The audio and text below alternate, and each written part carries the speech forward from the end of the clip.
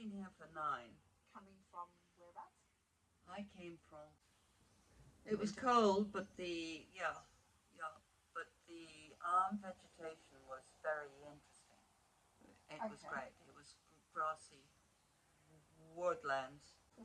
I was in Canberra for about, oh gosh, since that's a question.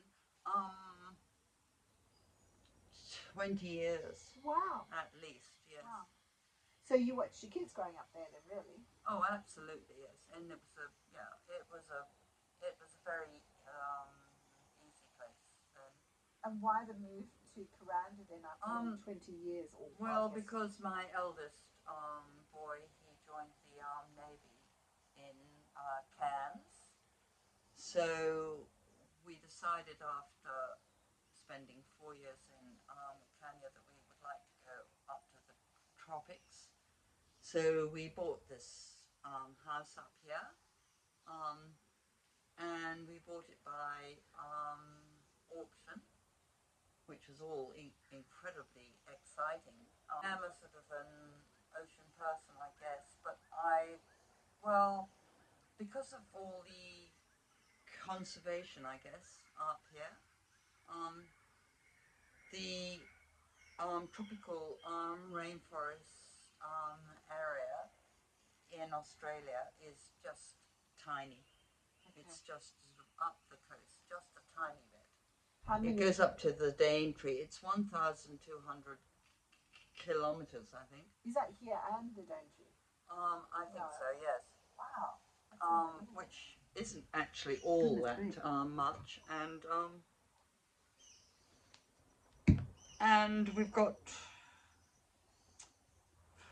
40% to 75% of all species globally, and half of the world's animals and plant species. Half of the world's? Well, that's in the tropical. But as far as up here goes, it contains 30% of the marsupial of Australia, frog and reptile species in Australia. Wow. And 65% of the Australia's bat and butterflies as well. And 20% of the birds as well. And we also have cassowaries too. So I think it's a very important. I think that we should be conserving all of this area. Unfortunately, we have people who come up here and they buy a block and they take down all the trees. Sound like a bit of an environmentalist to me. Do you have much of a background in that? Well, I do. I worked for the Australian National Botanic Gardens for 17 years, and I spent 7 years as the seed bank manager, and we used to take field trips up to the alpine areas, and then we'd bring back all the seeds, and we would determine the best temperatures and lights that they would germinate. So I was also working with the ANU and everybody else, and we formed an alpine seed bank. But how does it compare with things that you can grow around here? Because I haven't that much like growing things. I'm sorry, but over in Wilcannia, I could grow aromathalas, and they are the dryland species of plants, and I got very much into those, and sort of coming here, I can't believe all the tree ferns that keep popping up. They keep, all of the spores keep coming up and they keep growing. And the other thing about sort of here is that all the rainforest trees have recalcitrant seeds, which indicates that they cannot be kept, they cannot be stored, they cannot be, you know, a majority of other seeds can be kept under cold conditions, and they retain their viability. But all the rainforest trees, they set seed, the seed drops, and they grow. And that's what interests me about this particular area, is because people, they think that, oh, well, that just area is just regrowth. Okay, that is just regrowth, but that is of the original population. So and once it's gone, it's gone. Exactly. Yeah. And they keep on eradicating it, and yeah. So how are the ways that really it's being bad. regenerated when you're saying that it regenerates itself? Well, it does, and yet seeds? other people, they think, oh, well, you know, that's just, you know, sort of secondary growth, and they don't observe it, they don't think of it as any value at all, and yet it is, because it is I mean, that's the way that the rainforest actually grows. It just keeps on, it drops its seeds, up they grow, up they grow. So and yet other people don't understand this. They think, okay, well, we're gonna chop down the whole lot, we're gonna get rid of everything, and it is gone. So in a sense, like, there's two things that I can straight away take from that. One of them is that they are recalcitrant seeds. Yep. So you can't once it's them. gone, it's gone. Yep. And the other thing is that a rainforest is present. Yes. What you have is right now. Yes. That's it. So and it doesn't matter about the other growth, because that is good. So what is it that's valid. Keeping it regenerated? Sorry. What is regenerating new growth? If it drops on the ground, or, I mean, you do hear about defecation from certain species that do it. Which ones are the main animals that stand out for you that would probably be the biggest ones that probably bats. So bats are important. Bats, incredibly important. Okay. We've got about 30% of the bat species here. Wow. And also cassowaries. What about bush turkeys? Oh, the bush turkeys. No, don't call them bush. Oh. It is brush. Oh. And they are the colours of the Aboriginal flag. Okay. And I believe they kill all the leeches and all the turkeys. Yes, we have got a lot, and we've got the catbirds, and that was that one that you might have heard. We have robins. Oh, true. Oh gosh, yes. And we have linebills, honey eaters. Yeah. What are those other ones? Those ones. Rosellas? No. Owls? Well, yes, we get owls. Occasionally we get kookaburras. I don't go and bundle them because they're after the babies in the nest. I get a few kookaburras at my room. And what's that rainforest one that you hear that's like, I can't think of the sound, not that. But it's like Sarah. It's almost like, no, but it's like a melancholy, it's really a rainforest sound. It's like a whir or something.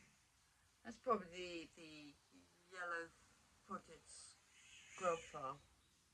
I need to find an app that sounds like it. The yellow-footed scrubfowl, they are very much sort of, beautiful. They're a bit like that, yes. Yep. And we also have also the other ones, the really big, beautiful, they're one of my favourites. But people say in Aboriginal culture there's some tribes that say that when you hear them cry, curlews. Oh, curlews. Yeah, and they have adapted to us. Yeah, they have. Because they were very much endangered. Yeah, and they love open spaces, and we've corrupted that. But they have got us pinned. They know now that they can stand still. like an elephant behind Yeah. a tree. And yet they know where all the food is. And they are clever. They're down at the beaches. They're down at Ellis Beach. They're everywhere. They've got nowhere to go. Yes, but they are perfectly happy. But they're in danger. No, I don't think they are anymore now. Okay, all right, because I looked up something else. But yeah, okay, that could be right. And maybe up here they're not. No, Maybe because it's down New South Wales. they're sort of doing okay. So, do you have any idea how many species of things like frogs that we've got up here? We've got about 40 or something. I think it's even more than that. Or Where did I butterflies. put my... The main one that we have up here is the blue Ulysses butterfly. Yes. Which I have to see if I can get some. We've got 65% of the Australian bats up here, and 65% of the butterflies as well. Yeah. That's why I came up here. 20% of the birds, and the cassowary. How many cassowaries have you seen up here other than Elvis? So Elvis is like our local cassowary. Yes, I've seen him a lot. It's good. What are some of the risks that you would say pose to the cassowaries? To the cassowaries, yeah. Oh, the roads. Do you think that's the worst? Oh, the road. Is it the road or the people on the road? Both. Okay. Why the roads? Oh, because, I mean, there are these huge trucks going up and down. I mean, it's a major highway now. But what are some species that you weren't expecting to see? What are some things that you weren't expecting to see when you first moved up here in the way of animals or plants?